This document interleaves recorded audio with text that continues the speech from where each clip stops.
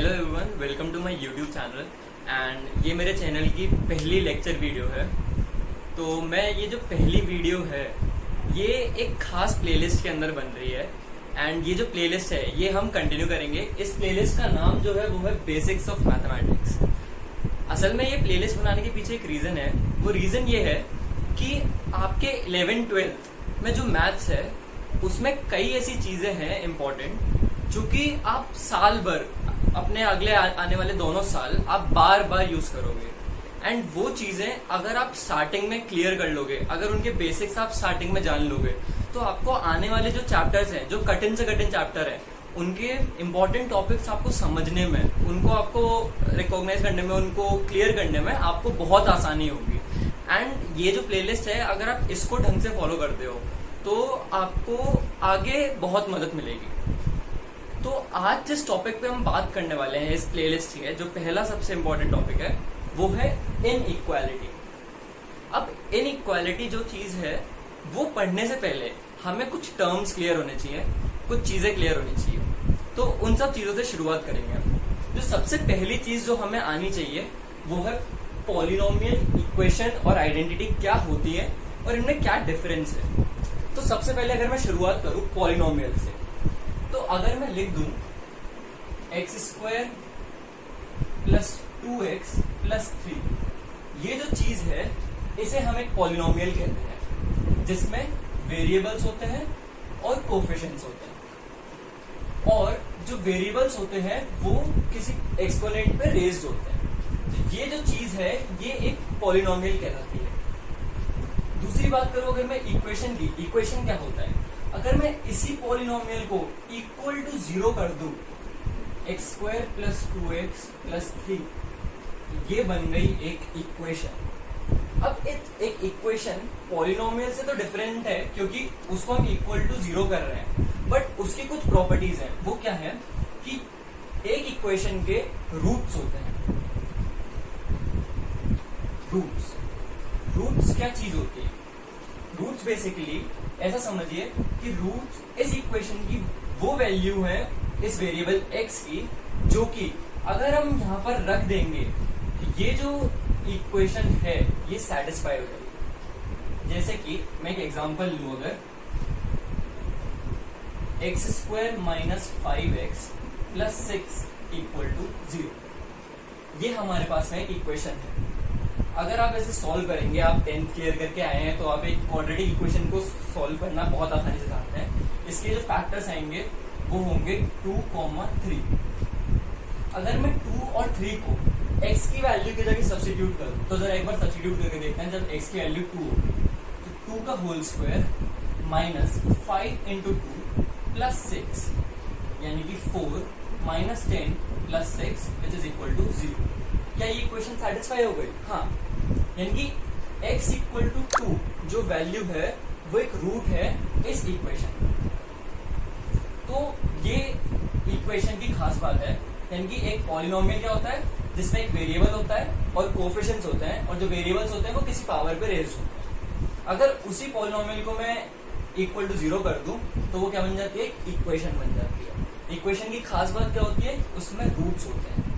Roots क्या होते हैं? वो बेसिकली अगर उस इक्वेशन में हम सेटिस्फाई करते हैं, x की जगह पे रखते हैं, तो वो इक्वेशन जो है वो इक्वल टू 0 हो जाती है। तीसरी चीज आते हैं आइडेंटिटी क्या होती है।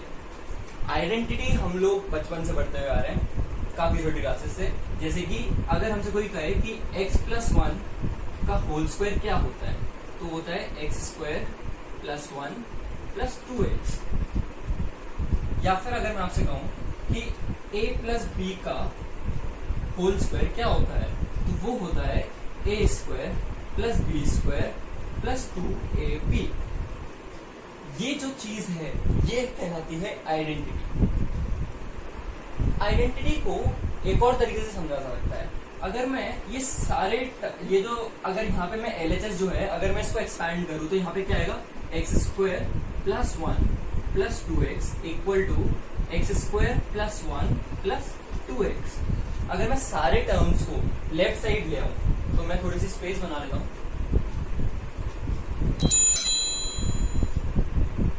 अगर मैं सारे टर्म्स को यहाँ पे लेफ्ट साइड ले आऊं तो क्या हो जाएगा?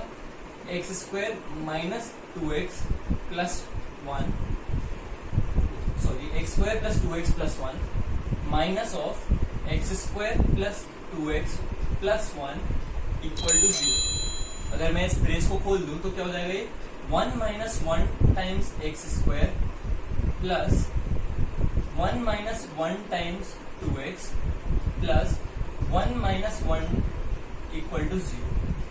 अगर आप इसे ध्यान से देखें तो ये असल में एक इक्वेशन है जिसमें जो कोफिशिएंट्स हैं टर्म्स के, वेरिएबल्स के, वो क्या है 0।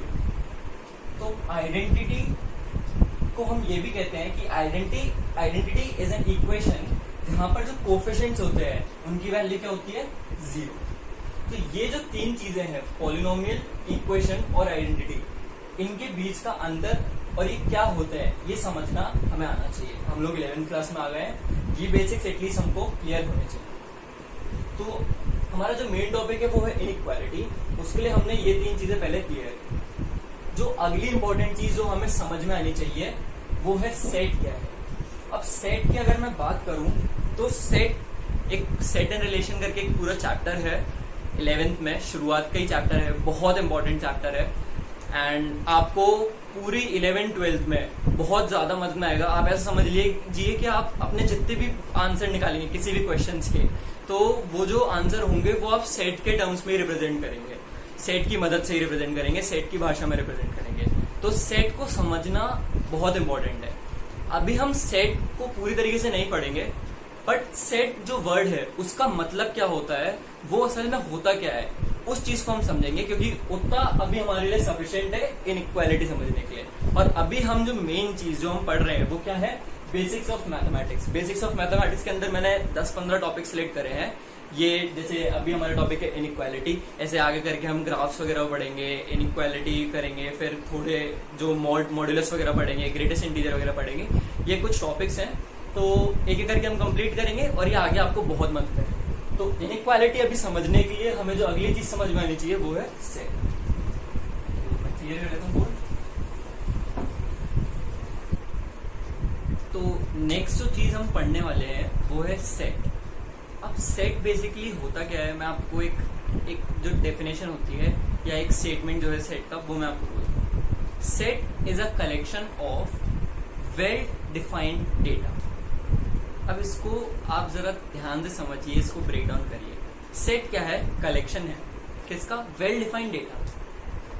अब अगर आप इसमें ध्यान से देखेंगे तो दो इंपॉर्टेंट टर्म्स है, एक कलेक्शन और दूसरा वेल डिफाइंड। कलेक्शन का मतलब हम सबको पता है, हमने जो डेटा था उसको एक जगह कलेक्ट कर लिया, पर यहाँ पे वेल डिफाइंड जो वर्ड है उसकी बहुत इंपॉर्टेंस है। वो इंपॉर्टेंस क्यों है, आप ऐसे समझिए, अगर मैं आपसे कहूँ कि एक क्लास है और उसमें मेरे को सारे इंटेलिजेंट बच्चे करेक्ट करके थे, तो आप इसे समझने की कोशिश कीजिए, क्या ये पॉसिबल है। किसी के लिए कोई इंटेलिजेंट हो सकता है एंड किसी के लिए कोई इंटेलिजेंट हो सकता है। मतलब जो इंटेलिजेंसी वाला फैक्टर है वो पर्सन टू पर्सन वेरी करता है। अगर मैं आपसे कहूँ मेरे को क्लास के सारे स्मार्ट बच्चे एक तरफ करके दे दीजिए, उनका एक कलेक्शन बना के दे दो उनके नाम का, तो क्या ये पॉसिबल है? नहीं, ये पॉसिबल नहीं है। किसी के लिए कोई स्मार्ट हो सकता है, किसी के लिए कोई स्मार्ट हो सकता है। तो ये जो है वेल डिफाइंड डेटा नहीं है। वेल डिफाइंड डेटा क्या है, जिसको जज करने के लिए, जिसको समझने के लिए हमारे पास कोई पैरामीटर हो। फॉर एग्जाम्पल, अगर मैं आपसे कहूं मेरे को नेचुरल नंबर्स बताओ जो कि 7 से छोटे हैं। हम सबको पता है नेचुरल नंबर्स क्या होते हैं। नेचुरल नंबर्स क्या होते हैं, 1 2 3 4 5 6 एंड सो ऑन। अगर मैंने उसमें एक कंडीशन और लगा दी, मैंने कहा नेचुरल नंबर्स जो 7 से छोटे हो, तो वो कौन से हो गए, 1 2 3 4 5 एंड 6। तो मैं पता चल गया कौन कौन से नंबर है। इन सब का अगर मैं एक कलेक्शन बना दूं, इन सब को एक ग्रुप में डाल दूं, वो क्या हो जाएगा, सेट बन जाएगा उसका। तो set is a collection of well defined data. इसका एक एग्जांपल लेते हैं हम। सेट को रिप्रेजेंट कैसे करते हैं, उसको लिखा कैसे जाता है मैथ्स की भाषा में, वो बहुत ध्यान से देखिएगा। पहले हम सेट का नाम लिखेंगे। मैंने कहा एक सेट है ए। अब जो एलिमेंट्स है उस सेट के, जो उस सेट के अंदर का डेटा है, उसको कर्ली ब्रेसेस के अंदर लिखा जाता है। कर्ली ब्रेसेस लगा दी मैंने, इन ब्रेसेस को हम क्या कहते हैं, कर्ली ब्रेसेस। और जो डेटा है उसे कॉमा से सेपरेट करके हम लिखते हैं। अगर हम जो मैंने अभी आपको जिस सेट के बारे में बताया, नेचुरल नंबर्स लेस देन 7, तो हमें पता है सेट के अंदर कौन कौन सी वैल्यूज आने वाली है, 1 2 3 4 5 एंड 6। हम इस सेट के फॉर्म में से कैसे रिप्रेजेंट करेंगे, हम बोलेंगे एक सेट है A जिसके एलिमेंट्स क्या क्या है, 1 2 3 4 5 एंड 6। इस तरीके से हम लिखते हैं एक सेट को। सेट एक और मैं जैसे अगर मैं आपको बोलूं कि मेरे को आप बताओ होल नंबर्स जो कि 3 से छोटे हैं। होल नंबर्स क्या होते हैं, बस 0 से स्टार्ट हो जाते हैं एंड 1 2 3 4 एंड सो ऑन।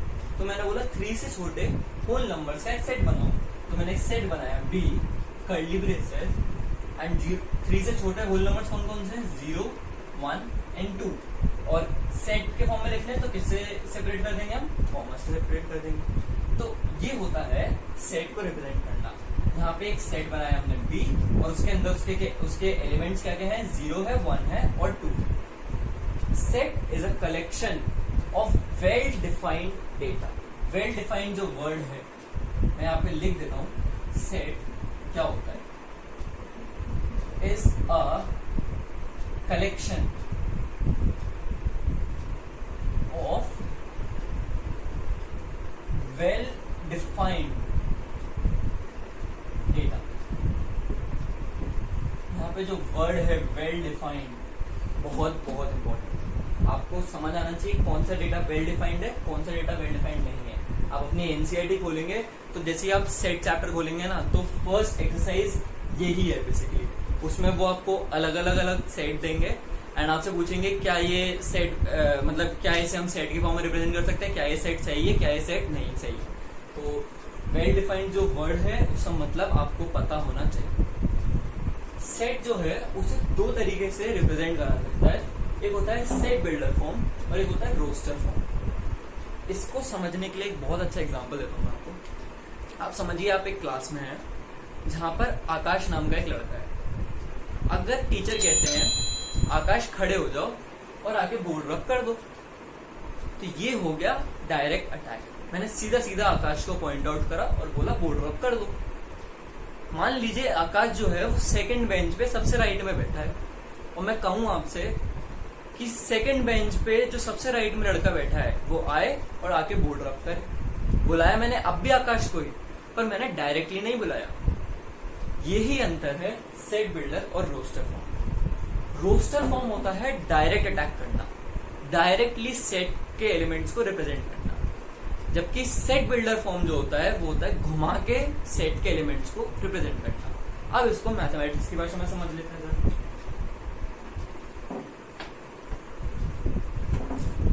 ये जो मैंने सेट बनाया हुआ है ये है एग्जांपल रोस्टर फॉर्म का। क्यों है ये एग्जांपल रोस्टर फॉर्म का? मैंने एक सेट बनाया A और उसके सारे एलिमेंट्स को डायरेक्टली रिप्रेजेंट कर दिया कॉमा से सेपरेट करके।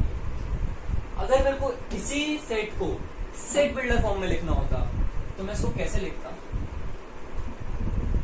मैं इसको कुछ इस तरीके से लिखता, नंबर्स, नेचुरल नंबर्स,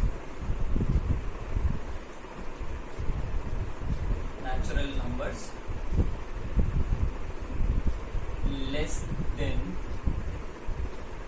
7। इस चीज को आप समझते हैं। हमने यहाँ पे किया क्या है,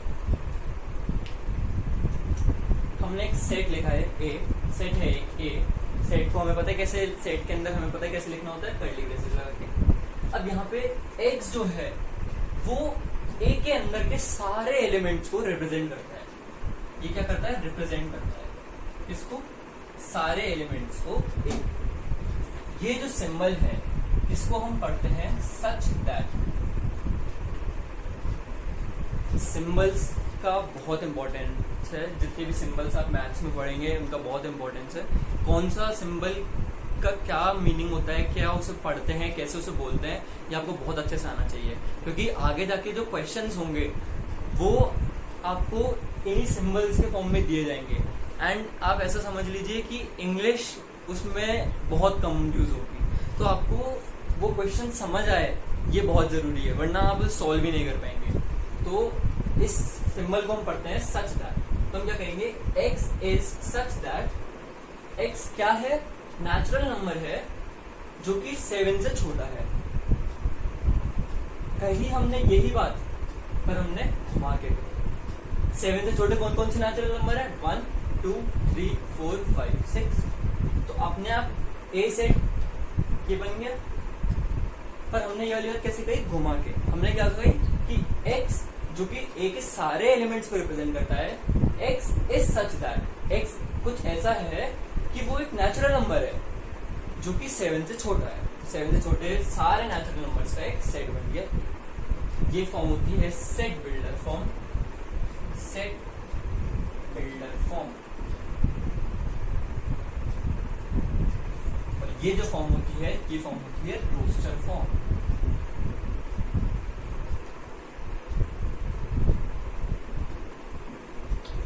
यही दो तरीके हैं किसी सेट को रिप्रेजेंट करने के। आप जितना ज्यादा रियल लाइफ चीजों से रिलेट करेंगे, जितना ज्यादा रियल लाइफ चीजों से आप कनेक्ट करने की कोशिश करेंगे मैथ्स की चीजों को, उतना ज्यादा देर तक आपको वो याद रहेंगी, उतना आप उन्हें ढंग से समझ पाएंगे। जैसे कि मैंने यहाँ पे आपको क्या एग्जांपल बताया सेट बिल्डर और रोस्टर फॉर्म का, कि अगर मैं आकाश को डायरेक्टली बोलूं नाम लेके, आकाश बोर्ड रब करो, तो वो क्या हो गया, रोस्टर। पर अगर मैं बोलूं सेकंड बेंच पे जो सबसे राइट में लड़का बैठा है वो आए और बोर्ड रब करे, तो मैं क्या करूंगा, set builder. Direct attack roster form, indirect attack set builder. Clear है?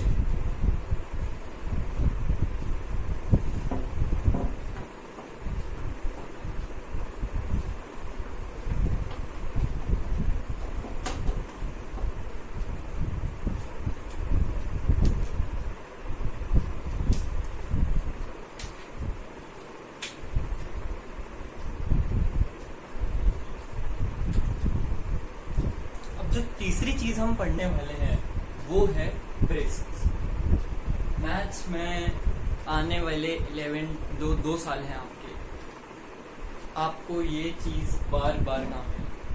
अगर आपने इसको अभी ढंग से समझ लिया, आप ऐसे समझ लीजिए कि आपको अपना आंसर लिखना, जो भी आप सॉल्व करेंगे आपको इसी की मदद से लिखना पड़ेगा। आइए समझते हैं। अगर मैं लिखूं x एक वेरिएबल है जिसकी वैल्यू 3 और 5 के बीच में है,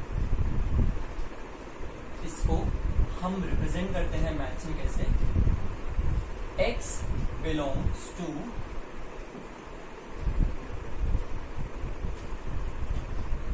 इस सिंबल को, ये जो सिंबल हम यहाँ पे लिखा हुआ है इसको हम पढ़ते हैं बिलोंग्स टू।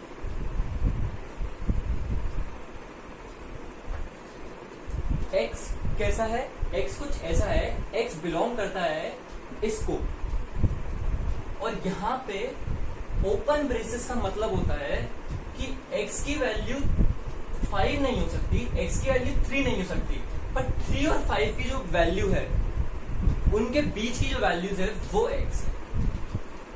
ओपन ब्रेसेस का मतलब होता है ये जो वैल्यू है वो नहीं लेनी है, ये वैल्यू जो है वो नहीं लेनी है, इनके बीच की वैल्यू लेनी है। एक और एग्जांपल बताता हूँ। जैसे अगर मैं लिखा हुआ है x 7 और 8 के बीच में है, तो मैं इसको कैसे लिखूंगा, 7, 8 x इसमें बिलोंग करता है। ओपन ब्रेसेस का मतलब होता है कि इनके बीच की वैल्यू लेनी है, ये वैल्यू और ये वैल्यू नहीं लेनी है। x जो है वो इनके बीच की वैल्यूज की इक्वल हो सकता है। x 7.5 हो सकता है, x 7.2 हो सकता है, x 7.8 हो सकता है, पर x 7 नहीं हो सकता, x 8 नहीं हो सकता। ये होता है, ये जो ब्रेसेस है, ये जो ब्रेसेस है, इन ब्रेसेस को हम कहते हैं ओपन ब्रेसेस। इन ब्रेसेस को हम क्या कहते हैं, ओपन ब्रेसेस। ओपन ब्रेसेस कब यूज होते हैं, जब जो वैल्यूज हैं, जैसे 3 और 5 के बीच की वैल्यू ही x हो सकता है, तो 3 और 5 नहीं हो सकता। वो कैसे हम रिप्रेजेंट करते हैं, वो हम रिप्रेजेंट करते हैं ओपन ब्रेसेस की मदद से। अगर मैं लिख रहा हूँ x बिलोंग्स टू 3, 5 और दोनों तरफ मैंने ये कर्ली ब्रेसेस लगा दिए, बेसिकली ये कर्ली ब्रेसेस नहीं, सॉरी, मैंने ब्रेसेस लगा दिए, तो इसका मतलब क्या है कि x की वैल्यू 3 और 5 के बीच में हो सकती है, x की वैल्यू 3 और 5 नहीं हो सकती। क्लियर है? अगला जो ब्रेसेस है जो हम पढ़ने वाले हैं वो ब्रेसेस है क्लोज ब्रेसेस। क्लोज ब्रेसेस कुछ ऐसे हैं, जैसे अगर मैं कहूं x की जो वैल्यू है वो 3 भी हो सकती है, 5 भी हो सकती है और 3 और 5 के बीच की भी हो सकती है। समझ रहे हैं आप? यानी कि x जो है वो 3 और 5 के बीच में तो है, साथ ही साथ वो 3 और 5 भी हो सकता है। तो इसको हम कैसे रिप्रेजेंट करेंगे? हम लिखेंगे x बिलोंग्स टू 3,5 और ये जो ब्रेसेस हैं ये ब्रेसेस कहलाते हैं क्लोज ब्रेसेस। ये जो हमने लिखा है इसका मतलब है x बिलोंग कर रहा है किसको? 3 से 5 की सारी वैल्यूज को और साथ ही साथ 3 भी और 5। अगर मैं लिख दूं 7 से बड़ा या इक्वल है x लेकिन छोटा है 9 से, लेकिन उसके इक्वल भी हो सकता है, यानी कि x 7 और 9 के बीच की तो कोई वैल्यू हो सकता है, साथ ही साथ 7 और 9 भी हो सकता है। तो मैं इसको कैसे रिप्रेजेंट करूंगा? x बिलोंग्स टू और क्लोज ब्रेसेस, यानी कि x 7 से 9 की सारी वैल्यूज हो सकता है, साथ ही साथ 7 और 9 भी हो सकता है। अब जब इन दोनों टाइप के ब्रेसेस को हम कंबाइन करके लिखते हैं तो वो ब्रेसेस कहलाते हैं मिक्स्ड। जैसे कि मैं आपको एक एग्जांपल लेता हूं, ओपन क्लोज ब्रेसेस।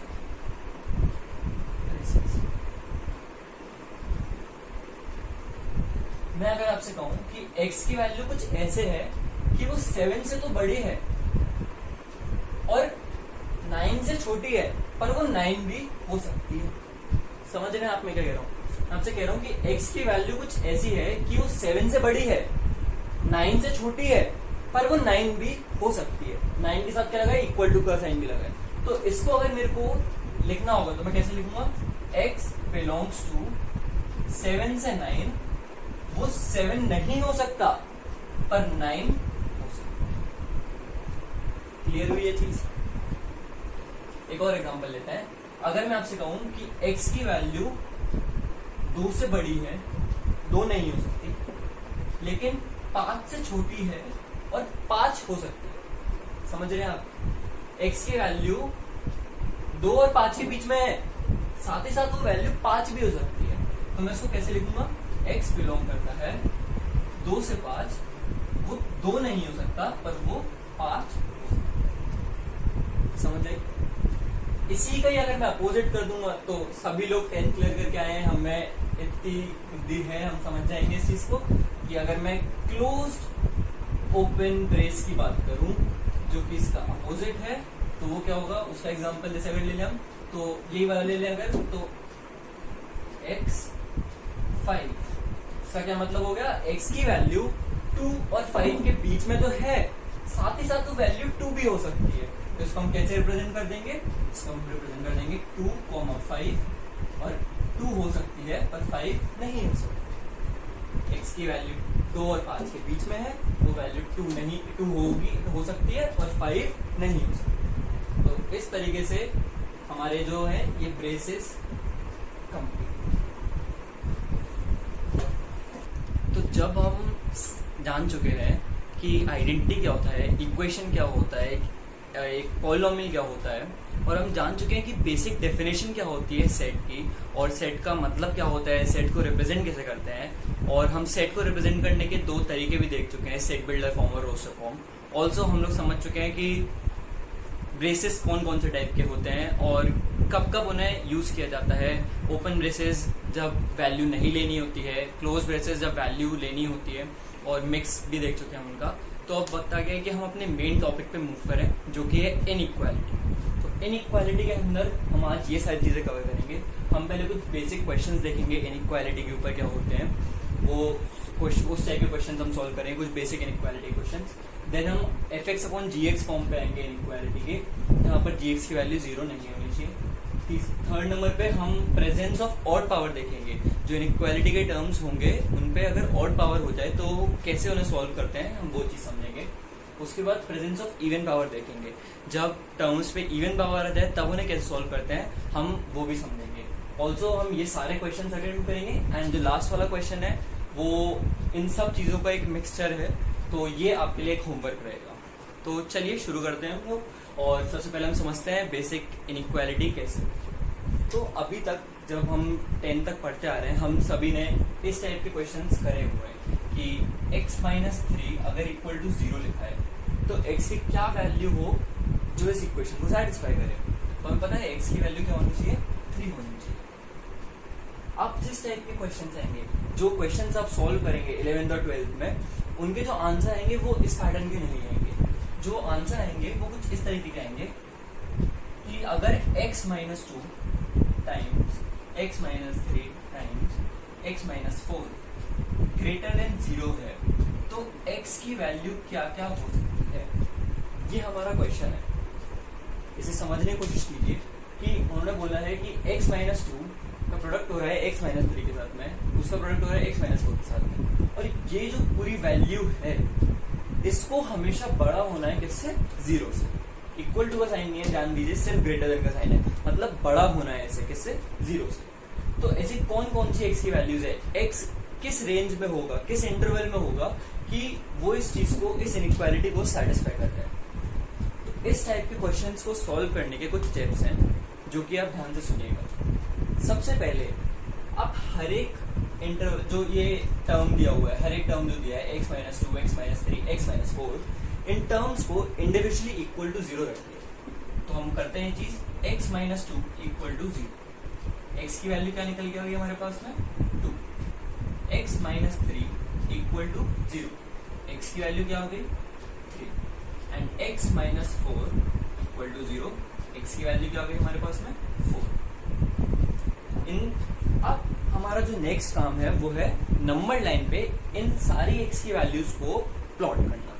तो हम एक नंबर लाइन बनाते हैं। नंबर लाइन हम सभी को पता है, हम लोग बचपन से पढ़ते हुए आ रहे हैं। हम नंबर लाइन पे इन सारी x की वैल्यूज को प्लॉट करेंगे, 2, 3 एंड 4।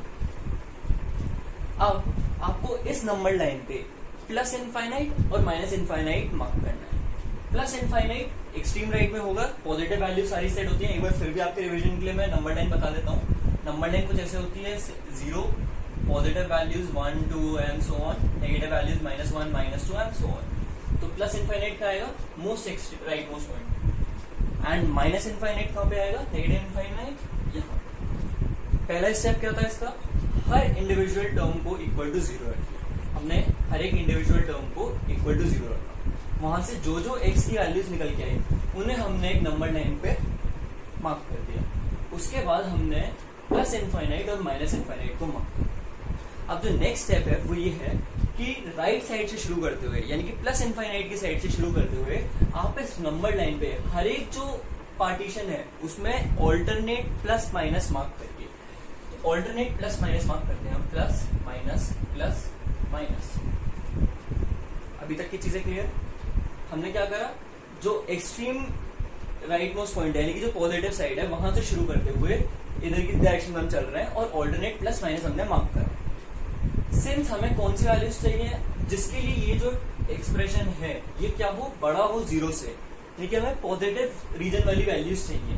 तो हम कौन कौन से इंटरवल ले लेंगे, 4 से इनफाइनाइट एंड 2 से 3। तो हमें एक चीज तो क्लियर हो चुकी है यहाँ पे कि जो भी हो, हमारी जो वैल्यू होगी x की वो किससे किसके बीच में होगी, 2 से 3 के बीच में होगी और 4 से इनफाइनाइट के बीच में होगी।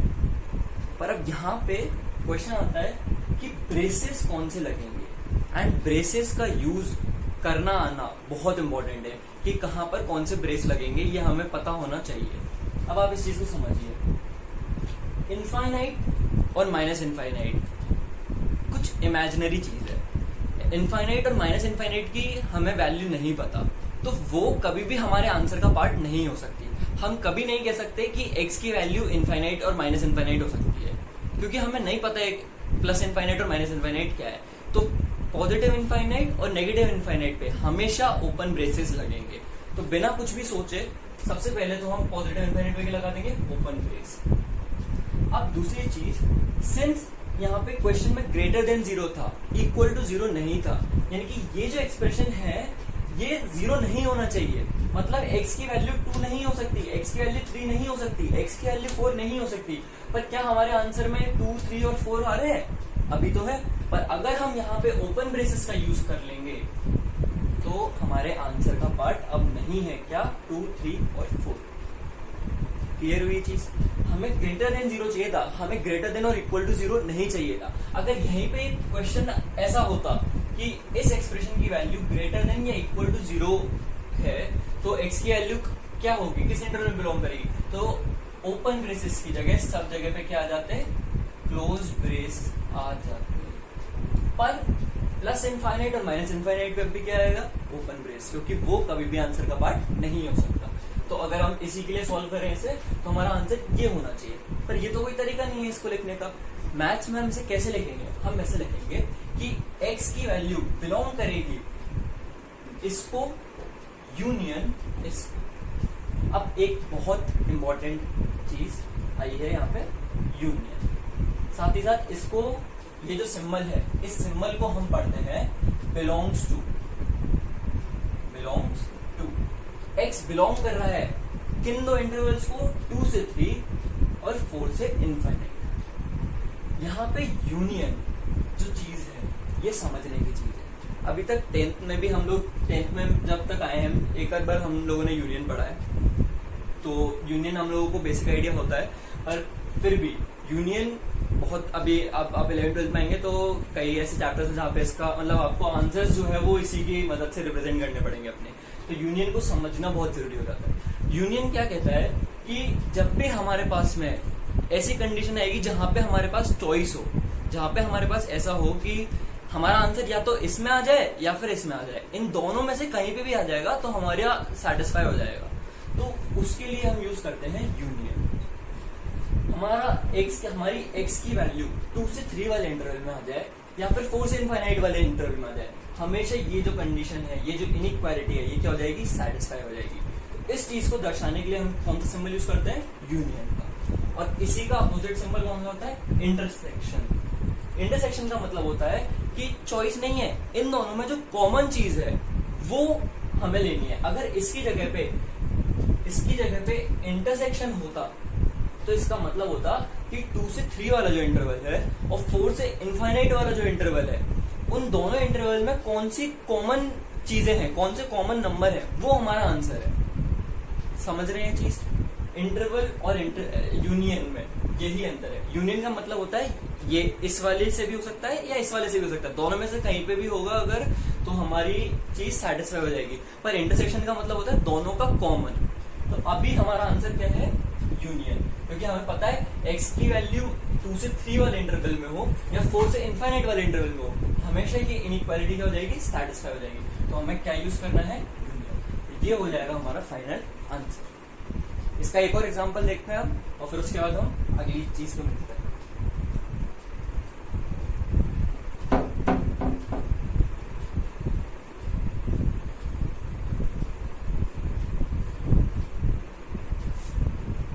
एक क्वेश्चन देखते हैं हम। जैसे दिया हुआ है अगर आपको x minus 5 x plus 4 less than और इक्वल टू 0, एक और टर्म ले लेते हैं x माइनस 7। सिंपल सी चीज है। एंड अब हम थोड़ा फास्ट करने का ट्राई करेंगे, हम अपनी स्पीड को इंक्रीज करने की कोशिश करेंगे।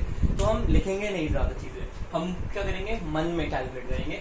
बोलेंगे x माइनस 7 को हम 0 रखेंगे, x की वैल्यू क्या निकल के आएगी 7। x माइनस 5 को इक्वल टू 0 रखेंगे, x की वैल्यू क्या निकल के आएगी 5। x प्लस 4 को इक्वल टू 0 रखेंगे, x की वैल्यू क्या निकल के आएगी -4। तो 7, 5 एंड -4। फटाफट से हम एक नंबर लाइन बनाएंगे। -4 सबसे लेफ्ट में, then 5, then 7, plus infinite minus infinite mark करेंगे हम, plus infinite minus infinite mark करेंगे। राइट से शुरू करते हुए alternate plus minus, plus minus plus minus.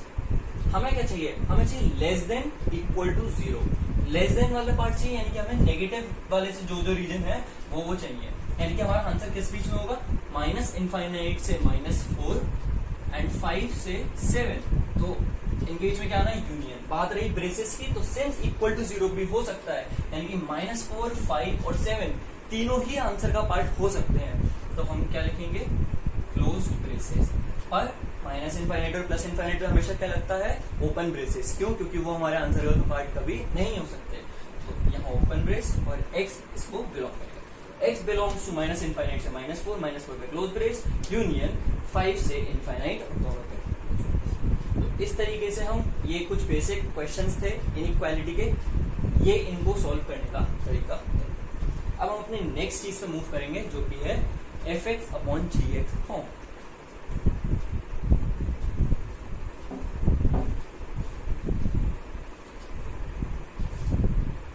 देखिए fx/gx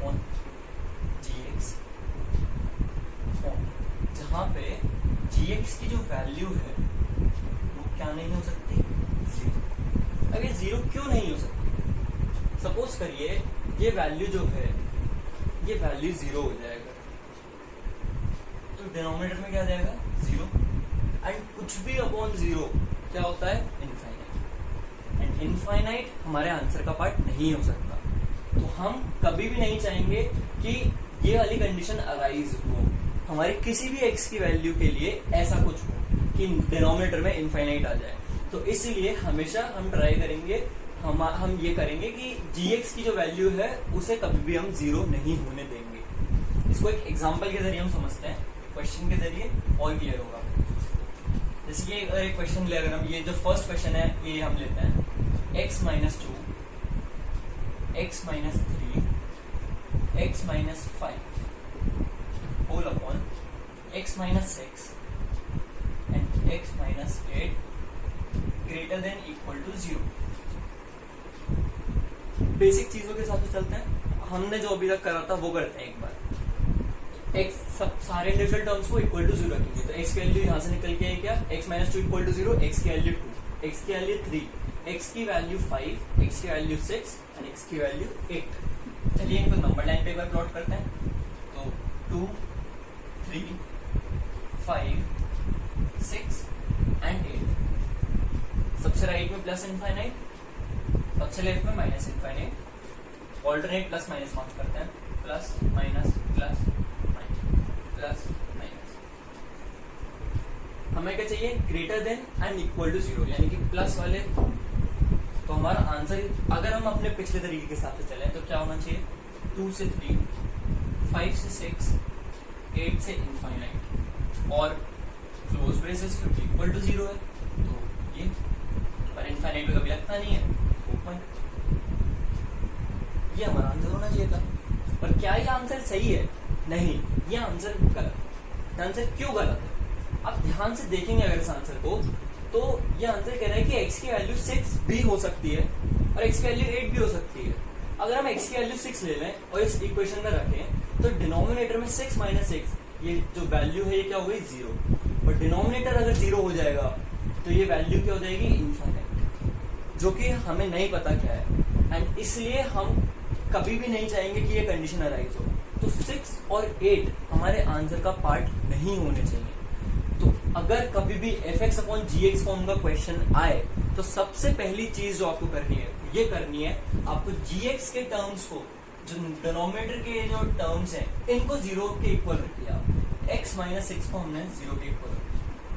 क्या वैल्यू है x की, 6। x - 8 को हमने इक्वल टू 0 रखा, x की क्या वैल्यू आई, 8। सबसे पहली चीज आप बिना ये सब कुछ करे हुए क्वेश्चन स्टार्ट करते ही सबसे पहली चीज आप ये करिए और लिख दीजिए यहाँ पे कि x की वैल्यू नहीं हो सकती, क्या, 6 और 8। क्यों? अगर x की वैल्यू 6 और 8 हो गई तो ये जो डिनोमिनेटर है क्या हो जाएगा, 0। एंड हम नहीं चाहते डिनोमिनेटर 0 हो जाए, वरना ये वैल्यू क्या हो जाएगी, अनडिफाइंड कुछ, इनफाइनाइट कुछ। तो 6 और 8 हमारे आंसर का पार्ट नहीं हो सकते। तो जब हमारा ये आंसर आया था x बिलोंग्स टू 2 से 3, 5 से 6 एंड 8 से इनफाइनाइट, क्या 6 और 8 हमारे आंसर का पार्ट है? नहीं। तो इन पे क्लोज ब्रेस नहीं लगेगा, इन पे क्या लगेगा, ओपन ब्रेस। क्यों? क्योंकि हम नहीं चाहते जो x की वैल्यू हो वो 6 या 8। साथ ही साथ 2 और 3 हो सकती है, क्योंकि अगर x की वैल्यू 2 होगी तो न्यूमरेटर 0 हो जाएगा, यानी कि पूरा टर्म 0 हो जाएगा और 0 इक्वल टू 0 सेटिस्फाई करेगा इसको। x की वैल्यू 3 होगी तब भी यही सेम चीज, x की वैल्यू 5 होगी तब भी यही सेम चीज। 6 और 8 हमारा आंसर का पार्ट नहीं हो सकते, क्योंकि अगर x की वैल्यू 6 या 8 हो गई तो डिनोमिनेटर 0 हो जाएगा, एंड अगर डिनोमिनेटर 0 हो गया तो ये जो वैल्यू है ये इनफाइनाइट हो जाएगी। बहुत ध्यान से इस चीज पे कंसेंट्रेट कीजिएगा कि fx अपॉन gx का कभी भी क्वेश्चन आता है, इस पैटर्न का कभी भी आपका आंसर आ रहा हो किसी क्वेश्चन का, और आपको उस इनइक्वालिटी को सॉल्व करना हो, तो सबसे पहला स्टेप जो आप करेंगे वो आप ये करेंगे कि आप gx के टर्म्स को इक्वल टू 0 रखेंगे, gx के टर्म्स को आप इक्वल टू 0 रखेंगे, और वहां से जो वैल्यूज निकल के आएंगी, सबसे पहली चीज अपने आंसर में आप यही मेंशन करेंगे कि x की वो वैल्यूज नहीं हो सकती, x कभी भी 6 और 8 के इक्वल नहीं हो सकता, x कभी भी उन वैल्यूज के इक्वल नहीं हो सकता जिन पे gx की वैल्यू क्या हो रही हो, 0 हो रही है। तो वो चीज आप मेंशन करेंगे, फिर आप उस क्वेश्चन को नॉर्मल पैटर्न के हिसाब से सॉल्व करेंगे, जैसे हम अपने बेसिक क्वेश्चंस को सॉल्व कर रहे थे। सबसे पहले सारे टर्म्स को इक्वल टू 0 रखेंगे, उन सबको नंबर लाइन पे रिप्रेजेंट करेंगे, सबसे राइट में प्लस इनफाइनाइट को मार्क करेंगे, लेफ्ट में माइनस इनफाइनाइट को मार्क करेंगे, प्लस इनफाइनाइट से शुरू करते हुए alternate plus minus plus minus plus minus. हमें क्या चाहिए, ग्रेटर देन और इक्वल टू वाला पार्ट, यानी कि पॉजिटिव वाला पार्ट। हमने सारे पॉजिटिव वाले इंटरवल लिख लिए, 2 से 3, 5 से 6, 8 से इनफाइनाइट। आता ही ब्रेसेस कौन से लगेंगे, तो सिंस ग्रेटर देन और इक्वल टू वाली चीज है तो क्लोज ब्रेसेस लगने चाहिए, पर सिंस 6 और 8 हमारे आंसर का पार्ट नहीं हो सकते तो उनपे क्या लगेंगे, ओपन ब्रेसेस, और साथ ही साथ प्लस इनफाइनाइट और माइनस इनफाइनाइट पे हमेशा क्या लगते हैं, ओपन ब्रेसेस। तो ये हो गया हमारा fx अपॉन gx पैटर्न के क्वेश्चन को हम कैसे अप्रोच करते हैं, कैसे उसे सॉल्व करते हैं। इस पैटर्न के और क्वेश्चंस प्रैक्टिस कीजिए, कुछ नहीं है अपने मन से बनाइए। x minus 5, x minus 7 whole upon x minus 2 less than या ग्रेटर देन 0, क्या होगा इसकी वैल्यू। खुद बनाइए क्वेश्चंस एंड सॉल्व करिए। हल x की वैल्यू क्या होगी, 5, 7 और 2। पर इस क्वेश्चन को सॉल्व करने से पहले सबसे पहली चीज हम क्या करेंगे, डिनोमिनेटर वाले टर्म को यानी कि gx के टर्म को इक्वल टू 0 रखेंगे। यहाँ से x की वैल्यू क्या निकल के आएगी, 2, यानी कि x कभी भी नहीं हो सकता क्या, 2। अब आगे अगर इस क्वेश्चन को सॉल्व करें हम, तो नॉर्मली हम सारी वैल्यूज निकालते हैं, तो x की वैल्यू क्या आएंगी, 5, 7 एंड 2। एक नंबर लाइन ली हमने, नंबर लाइन पे सबको मार्क करा, 2, 5 एंड 7। सबसे राइट में प्लस इनफाइनाइट, सबसे लेफ्ट में minus infinite, alternate plus minus plus minus, plus minus mark करा हमने। हमें क्या चाहिए, ग्रेटर देन 0 वाला पार्ट, यानी कि 2 से 5 एंड 7 से इनफाइनाइट। तो x बिलोंग करेगा कहां से कहां, 2 से 5 एंड 7 से इनफाइनाइट। बात आई ब्रेसेस की, तो ग्रेटर देन 0 है तो सब पे ओपन और बीच में और 5 और 2 हमारे आंसर का पार्ट वैसे भी नहीं हो सकता था, और जो हमारा आंसर आ रहा है उसमें वैसे भी नहीं है 2 पार्ट, क्योंकि ग्रेटर देन 0 है, यानी कि x की वैल्यू ना 2 हो सकती है, ना 5 हो सकती है, ना 7 हो सकती है। तो हमने सब पे क्या लगा दिया, ओपन ब्रेसेस। तो इसी तरीके से आप घर पे क्वेश्चंस बनाइए इस पैटर्न के, fx अपॉन gx पैटर्न के बनाइए, बेसिक क्वेश्चंस बनाइए, 3-4 टर्म्स लिखिए साथ में और उनको सॉल्व करिए। तो हमारी 2 चीजें जो है वो कंप्लीट हो चुकी हैं। वो क्या है, बेसिक कुछ क्वेश्चंस इनइक्वालिटी के, and second fx upon gx form के क्वेश्चन। अब हम थर्ड और वन ऑफ द इम्पोर्टेंट जो एस्पेक्ट है इनइक्वालिटी का, उस पे आएंगे। ये दोनों बहुत इंपॉर्टेंट है, ये आपके बार बार काम भी आएंगे। जब ये जो टर्म्स हैं इन पे ऑड या इवन पावर आ जाए, इसकी पावर x माइनस 2 की पावर 31 हो जाए, x माइनस 3 की पावर 200 हो जाए, x माइनस 5 की पावर 3000 हो जाए, तब हम क्या करेंगे, तब हम इस टाइप के क्वेश्चंस को कैसे सॉल्व करेंगे, वो हम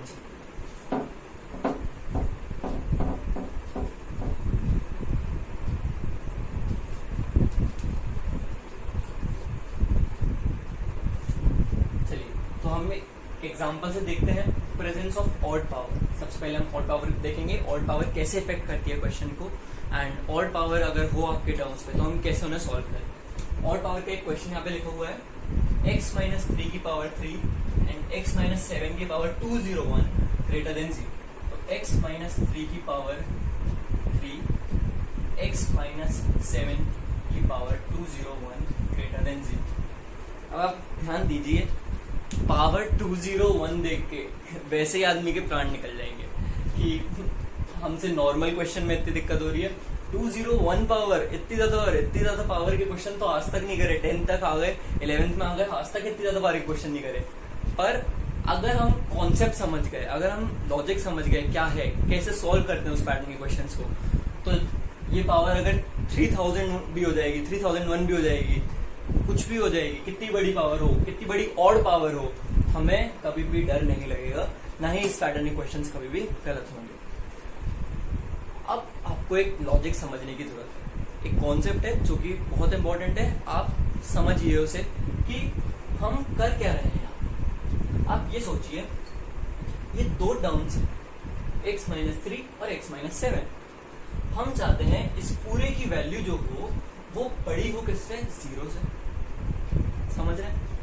x की कुछ वैल्यू होगी, हो सकता है उस x की वैल्यू को हम सब्स्टिट्यूट करें अगर यहाँ पर, तो हो सकता है पहला वाला जो टर्म हो वो पॉजिटिव आए विदाउट पावर्स के। अगर हम अभी बिना पावर के बात करें, x-7 और x-3 और x-7, अगर कुछ ऐसा क्वेश्चन, मान लो ये क्वेश्चन है और हमने कुछ x की वैल्यू चूज कर ली, ठीक है, कुछ भी x की वैल्यू हमने चूज कर ली, उस x की वैल्यू के लिए ये जो टर्म है ये कुछ पॉजिटिव वैल्यू दे रहा है, और ये जो टर्म है ये भी कुछ पॉजिटिव वैल्यू दे रहा है। पॉजिटिव इंटू पॉजिटिव हमें पता है क्या होता है, पॉजिटिव। तो हमारा ओवरऑल आंसर कैसा होगा, वो भी पॉजिटिव होगा, यानी कि ग्रेटर देन 0 होगा। क्या ये इनइक्वालिटी सेटिस्फाई हो जाएगी? हाँ, ये इनइक्वालिटी सेटिस्फाई हो जाएगी। सपोज करो हमने कोई और x की वैल्यू चुनी और उसके लिए ये वाला टर्म पॉजिटिव आया और ये वाला टर्म नेगेटिव आया, या फिर इसका उल्टा हुआ, ये वाला टर्म नेगेटिव आया और ये वाला टर्म पॉजिटिव आया। तो इन दोनों ही केसेस में प्लस इंटू नेगेटिव या नेगेटिव इंटू पॉजिटिव हम करते हैं, तो पता है हमें पता है ओवरऑल जो चीज आएगी वो क्या आएगी, नेगेटिव आएगी। यानी कि ये जो एक्सप्रेशन की वैल्यू आएगी ओवरऑल वो कैसी आएगी, 0 से छोटी आएगी, जो कि इस इनइक्वालिटी को क्या कर देगा, गलत कर देगा। सॉरी, यानी कि हमारा आंसर जो है, यानी कि जो हमारी x की वैल्यू है जो हमने चूज करी है, वो क्या होगी, वो आंसर का पार्ट नहीं होनी चाहिए।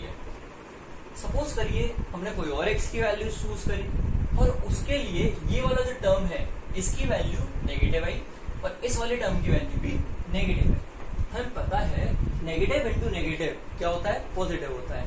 तो ओवरऑल जो इस एक्सप्रेशन की वैल्यू आएगी वो क्या आएगी, पॉजिटिव आएगी, यानी कि ग्रेटर देन 0 आएगी, यानी कि वो हमारे आंसर का पार्ट होनी चाहिए। इस पूरी कहानी को अगर हम ध्यान से देखें तो सारा खेल जो है हमारा आंसर सही है या नहीं ये पता लगाने का, वो किसका है, साइंस। जो इंडिविजुअल टर्म्स है उनकी साइन क्या है, उनका साइन क्या है, उनका साइन पॉजिटिव है या उनका साइन नेगेटिव है। अगर हमें ये पता चल जाए तो हमें ये पता चल जाएगा कि हमारा आंसर जो है वो सही है या नहीं। तो किसी भी क्वेश्चन में अगर ऑड पावर लगाई जाए, जैसे मैंने यहाँ पर पावर 31 कर दी, अगर मैं ये समझ जाऊं कि ये पावर हमारे साइन जो है प्लस माइनस के उनको कैसे इफेक्ट कर रही है, तो क्या मेरे लिए इस क्वेश्चन को सॉल्व करना आसान हो जाएगा। मैं इसको और क्लियर करता हूँ। सपोज करिए कोई, मान लीजिए इस एक्सप्रेशन की वैल्यू जो है पॉजिटिव है, इसकी x-3 की खाली बात कर रहा हूँ, x-3 की जो वैल्यू है वो पॉजिटिव आई किसी x की वैल्यू पे, और हमने इस पे अब पावर लगा दी 31। किसी पॉजिटिव वैल्यू की पावर ऑड में कितनी भी हो, 31 हो, 37 हो, 1001 हो, 1007 हो, 10,001 हो, कितनी बड़ी ऑड पावर हो किसी पॉजिटिव वैल्यू की, वो चीज तो हमेशा पॉजिटिव ही रहेगी। हम सबको पता है वाली चीज। सपोज करो किसी x की वैल्यू के लिए, जो हमने जैसे x की वैल्यू के लिए इसका आंसर पॉजिटिव आता था, उसी x की वैल्यू के लिए मान लीजिए यहाँ पे भी ऑड पावर है 3, उसी x की वैल्यू के लिए जो ये वाला टर्म था इसकी जो पावर आती है वो क्या रहती है, नेगेटिव। इस पे हमने पावर क्या लगा दी है, 3, तो माइनस की पावर क्या हो गई, 3। नेगेटिव में कितनी बड़ी ऑड पावर लगाते जाओ, कोई नेगेटिव वैल्यू पे कितनी ही बड़ी ऑड पावर लगाते जाओ, हमेशा वो पूरी चीज क्या रहती है, नेगेटिव रहती है।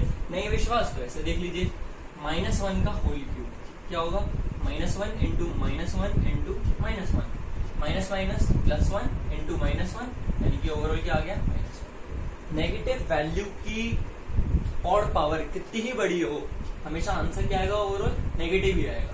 यानी कि इसका क्यूब करने के बाद ये जो पूरी चीज होगी ये क्या होगी, नेगेटिव होगी। इस चीज से हमने कंक्लूजन निकाला। तो कंक्लूजन क्या है कि पॉजिटिव की ऑड पावर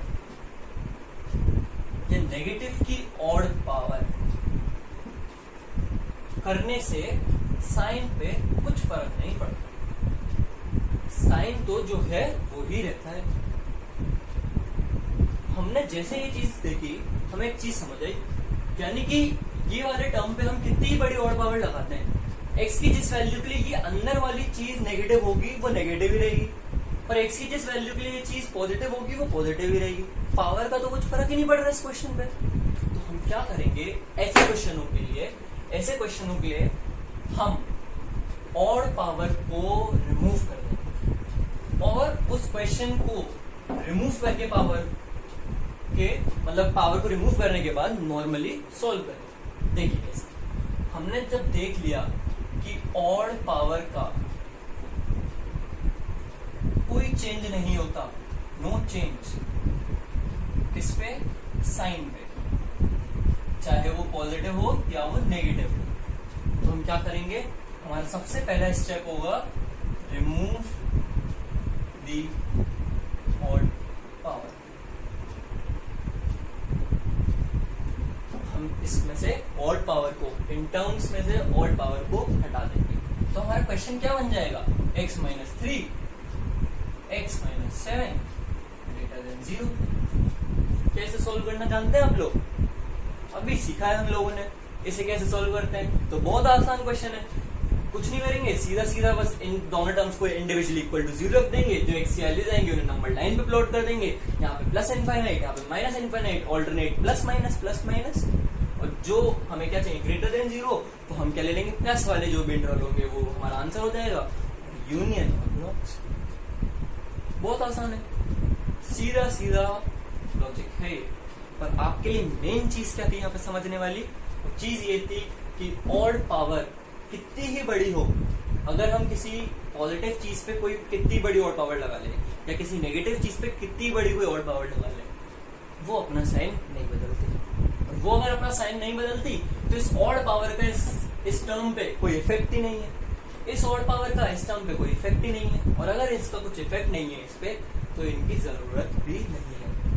ऑड पावर का कभी भी क्वेश्चन आएगा, सबसे पहला स्टेप हमारा क्या होगा, रिमूव कर दो ऑड पावर को, उस क्वेश्चन को नॉर्मली लिखो और उसे नॉर्मली सॉल्व कर दो। तो अगर हम इसे सॉल्व करते हैं तो x की कौन सी दो वैल्यूज आई, 3, और x की वैल्यू क्या आई, 7। नंबर लाइन पे हमने प्लॉट करा 3, 7, infinite, minus infinite, alternate, plus minus plus, plus minus plus. हमें चाहिए ग्रेटर देन 0, तो हमारे आंसर का पार्ट क्या क्या होना चाहिए, माइनस इनफाइनाइट से 3, 7 से infinite. Minus infinite plus infinite पे कभी भी क्लोज ब्रेसेस नहीं लगते, दोनों के ऊपर ब्रेसेस लगाती है। साथ ही साथ यहाँ पे इक्वल टू नहीं है, तो x की वैल्यू 3 भी नहीं हो सकती, 7 भी नहीं हो सकती, यूनियन, और x इसको बिलोंग करेगा। ये हमारा फाइनल आंसर। बहुत इजी क्वेश्चन है। ऑड पावर के सारे क्वेश्चन इसी तरीके से सोल्व करेंगे, सिर्फ इस एक लॉजिक से। ये ही मेन लॉजिक है। इसको अच्छे से अपने नोट्स में, जिसमें भी आप लिख रहे हैं, अगर आप लिख नहीं रहे हैं वीडियो देखते देखते, तो वो बहुत बड़ी गलती है। नोट्स बनाना बहुत इंपॉर्टेंट है, क्योंकि अभी आपको ये चीज हाथों हाथ भले ही समझ आ रही हो सकता है जब आप 6 महीने बाद, 7 महीने बाद, 1 साल बाद जब इसको रिवाइज करने बैठे और आपको एकदम से स्ट्राइक ना हो कि यार ऑड पावर में क्या करते थे, ऑड पावर के क्वेश्चंस में कैसे सॉल्व करते थे, और आपको कंफ्यूजन हो, तो आपके नोट्स आपकी मदद करेंगे। तो नोट्स बनाने पे बहुत ज्यादा ध्यान दीजिएगा। एंड कुछ लोग ऐसा मानते हैं कि red pen, black pen, blue pen जैसे अलग अलग कलर के पेन यूज करके नोट्स बनाना वेस्ट ऑफ टाइम है। अगर आप बहुत ज्यादा सजा के नोट्स बनाते हैं तो वो बिल्कुल वेस्ट ऑफ टाइम है।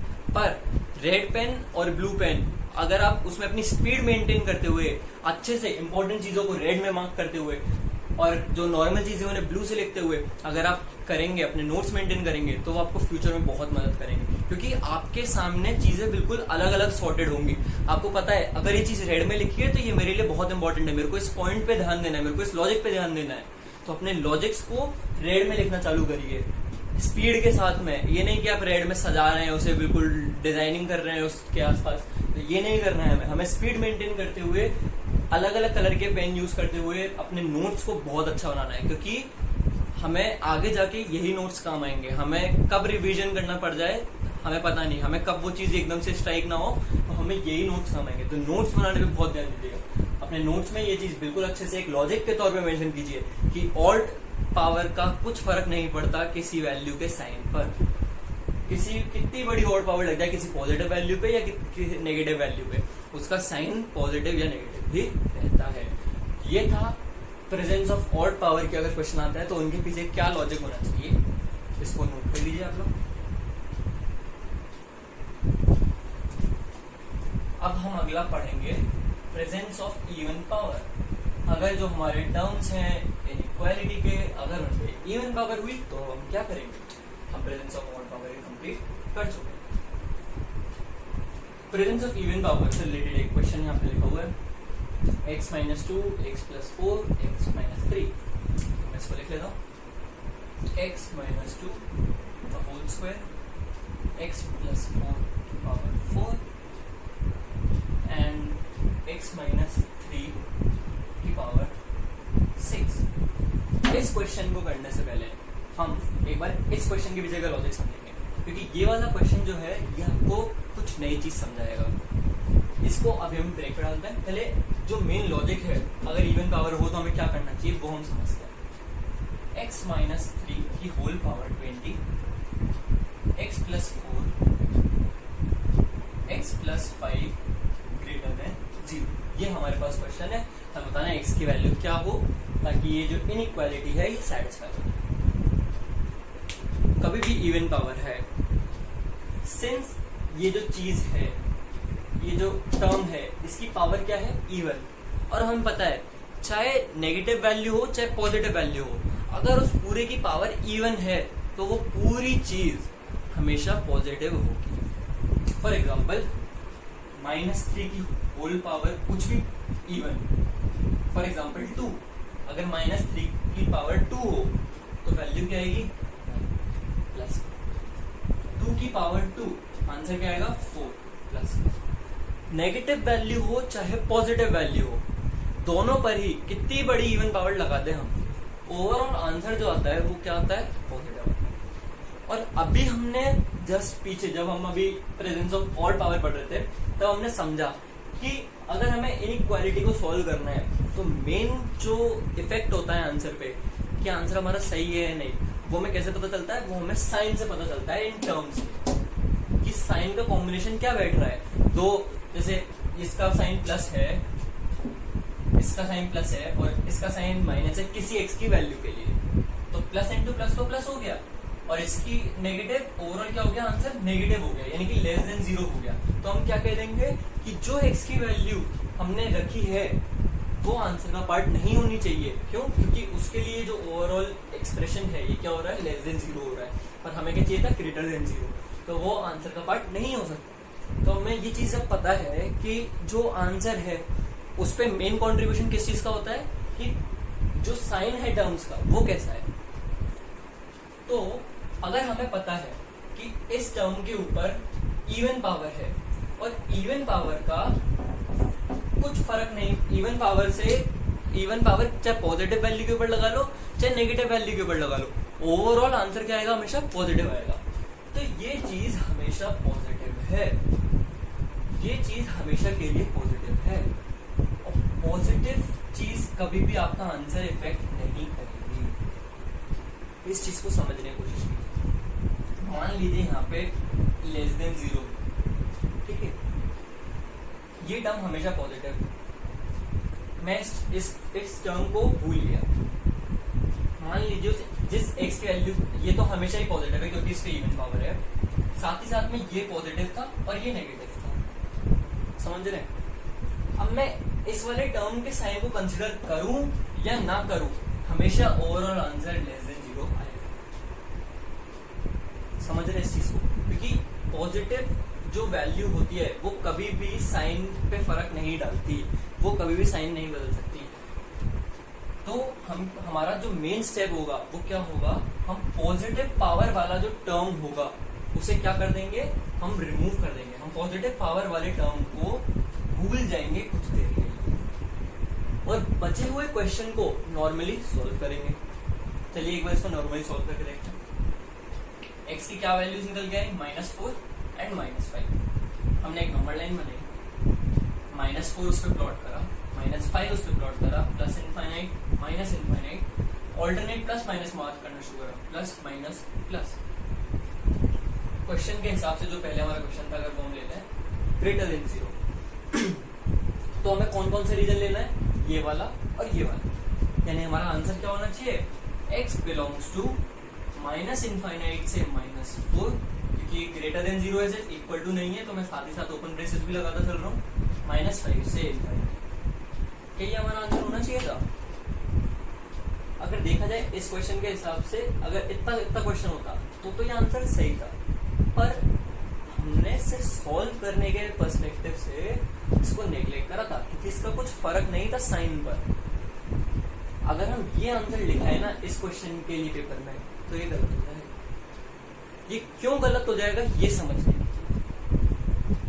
सॉल्व करेंगे आप कभी भी प्रेजेंस ऑफ इवन पावर वाले क्वेश्चंस को कैसे करेंगे, आप हमेशा इवन पावर वाला जो टर्म है उसको भूल जाएंगे, बचे हुए क्वेश्चन को नॉर्मली सॉल्व करेंगे।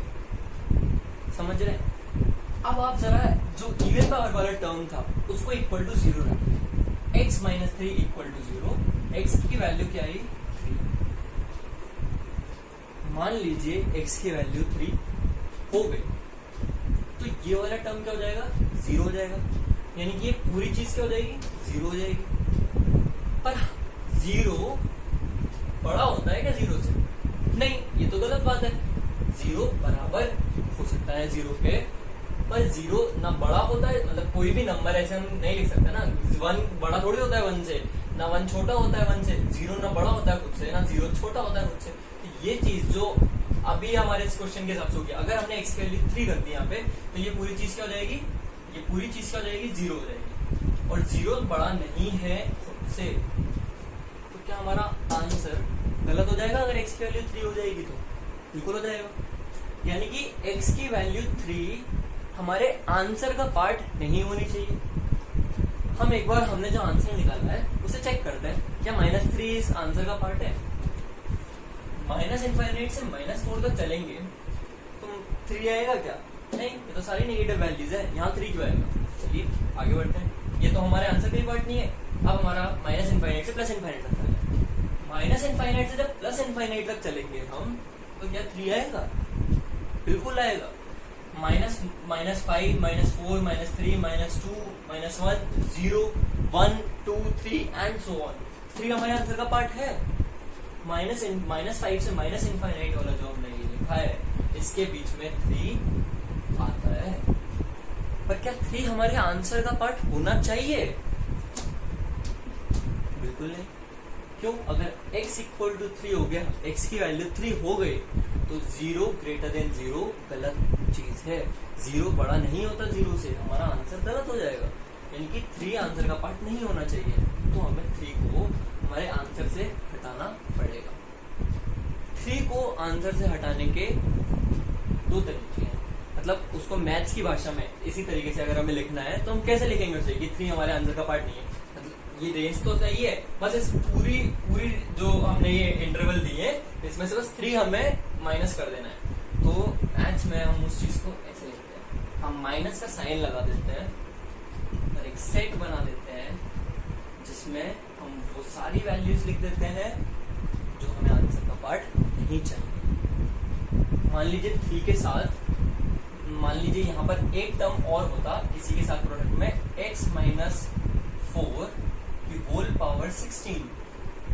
ये भी इवन पावर वाला टर्म था, तो हम इसको भी नेगलेक्ट करके इसी की तरह इसको सॉल्व करते, पर इसको जब 0 रखते हैं यहाँ पे, x - 4 इक्वल टू 0, तो x की वैल्यू क्या भी आती, 4 भी आती। यानी कि 4 भी हमारे आंसर का पार्ट नहीं होना चाहिए था, और वो होता हमारे आंसर का पार्ट -5 से इनफाइनाइट के बीच में। तो हम यहाँ पे जब दोनों को हटाना होता तो हम क्या करते, कॉमा लगा के 4 लिख देते, हमें आंसर का पार्ट नहीं रखना है, इसको 3 और 4 को, उस चीज को हम कैसे लिखेंगे, ऐसे माइनस लगाएंगे, फिर लिख देंगे कर्ली ब्रेसेस में 3,4। हमारा फाइनल आंसर क्या हो गया, x बिलोंग करेगा -∞ से -4, दोनों साइड ओपन ब्रेसेस, यूनियन -5 से इनफाइनाइट, दोनों साइड ओपन ब्रेसेस, पर हमें क्या नहीं लेना है, 3 और 4। x इस बीच में हो सकता है, x इस बीच में हो सकता है, पर साथ में क्या नहीं हो सकता है, x 3 और 4। मैथ्स की भाषा में हमें अगर हटाना है हमारे आंसर में से किसी सेट ऑफ नंबर्स को, तो हम उसे कैसे लिखेंगे, सेट के फॉर्म में लिख देंगे और माइनस लगा देंगे। तो एक ये चीज इस क्वेश्चन से सीखने वाली थी कि हमें कैसे अपने आंसर में से कुछ पर्टिकुलर वैल्यूज को हटाना है, इस चीज को कैसे हम लिखेंगे, ये चीज सीखने वाली थी। और साथ ही साथ ये जो लॉजिक था कि पॉजिटिव पावर किसी भी वैल्यू पे, चाहे वो वैल्यू प्लस पॉजिटिव हो, चाहे वो वैल्यू नेगेटिव हो, चाहे -2 हो, चाहे +3 हो, कुछ भी हो, उन दोनों पे अगर हम कितनी बड़ी पॉजिटिव वैल्यू लगा देंगे, पॉजिटिव पावर लगा देंगे, हम कभी भी ओवरऑल साइन नहीं बदलेगा। ओवरऑल साइन जो होगा वो पॉजिटिव रहेगा हमेशा, दोनों ही केसेस में। माइनस नेगेटिव वैल्यू पे, चाहे नेगेटिव वैल्यू पे कितनी बड़ी पॉजिटिव पावर लगा लो, हमेशा उसका आंसर क्या आएगा, पॉजिटिव। और पॉजिटिव वैल्यू पे कितनी बड़ी पावर लगा लो पॉजिटिव की, हमेशा उसका भी आंसर क्या आएगा, पॉजिटिव आएगा। तो और पॉजिटिव चीज हमारे आंसर को इफेक्ट नहीं करेगी, हमारे आंसर के साइन को इफेक्ट नहीं करेगी, हमारे आंसर को इफेक्ट नहीं करेगी, कहना गलत बात है। हमारे आंसर का जो साइन होगा उसे इफेक्ट नहीं करेगी, तो हम उसे नेग्लेक्ट करके क्वेश्चन को सॉल्व करेंगे। फिर हम चेक करेंगे कि क्या कुछ ऐसी वैल्यूज है इन पॉजिटिव पावर वाले टर्म्स में जो कि हमारे आंसर का पार्ट नहीं होनी चाहिए थी। अगर ऐसी वैल्यूज है तो हम चेक करेंगे क्या वो वैल्यूज हमारे आंसर का पार्ट है। अभी जो हमने आंसर निकाला है तो हमने देखा था यहाँ पे वो वैल्यूज हमारे आंसर का पार्ट थी। -5 से इनफाइनाइट के बीच में 3 भी आता है, 4 भी आता है, पर उन्हें नहीं होना चाहिए था।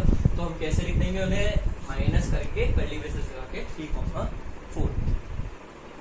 मान लीजिए ये जो क्वेश्चन था, x - 4 की पावर 16, x - 3 की power 20, x + 4, x + 5 greater than के साथ में इक्वल टू 0 भी।